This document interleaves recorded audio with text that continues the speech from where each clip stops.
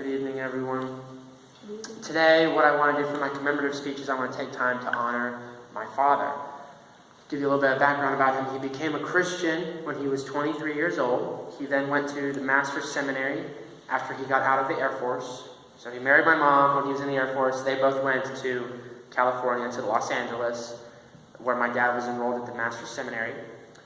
My dad is now a father of four. There's my older sister, Danielle, my second older sister, Catherine. So it's Danielle, Catherine, myself, then my younger brother, Levi.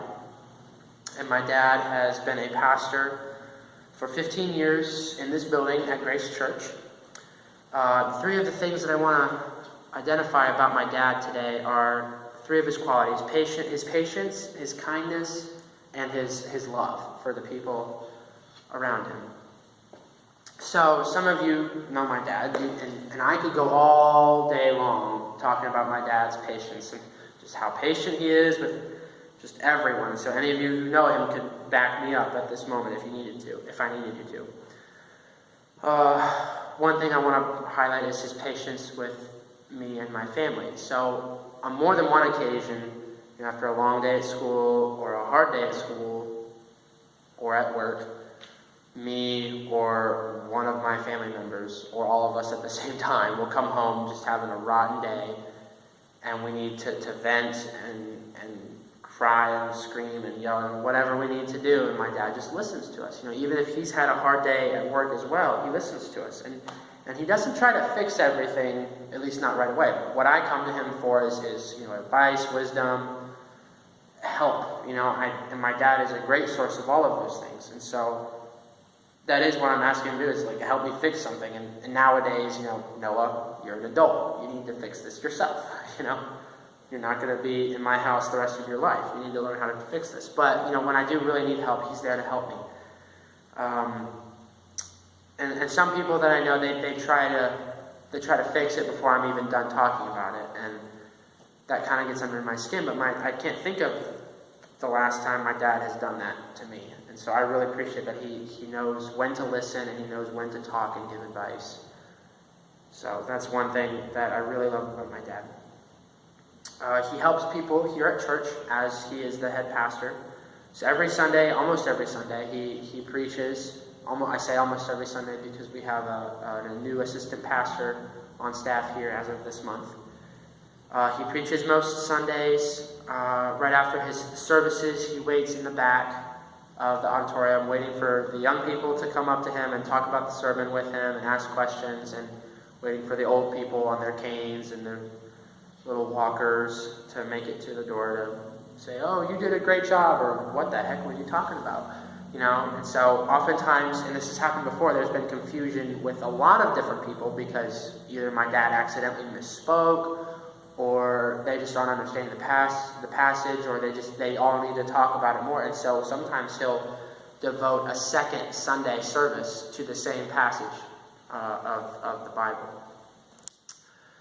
And so that's one example of his kindness. So we've talked about his patience, his kindness with people. He cares for people. My grandparents are getting older, and so he'll go up there and he'll help them on their farm when he has the time, when he's not, giving counseling to people who are married or people who just need counseling for whatever reason. He'll help my grandparents. He'll help my mom's parents. He'll help anybody he can help in whatever way he can. I want to highlight now his love, particularly for my family. One thing that he's done for us is the upbringing that he's given me and my siblings since we were young. And I appreciate it more now that I'm older than I did when we were growing up, when we were younger, when we were your age, Caleb. I appreciate that he disciplined us. He really taught us that you can't have everything you want, so when you scream for it, that doesn't mean I'm going to give it to you. And he needs us to obey. We learn to obey him, to respect him, to love him. And so I really appreciate that kind of upbringing. It's a true blessing now that I'm older.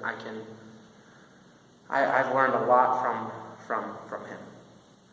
When I was in high school, I could see how how my peers respected their parents.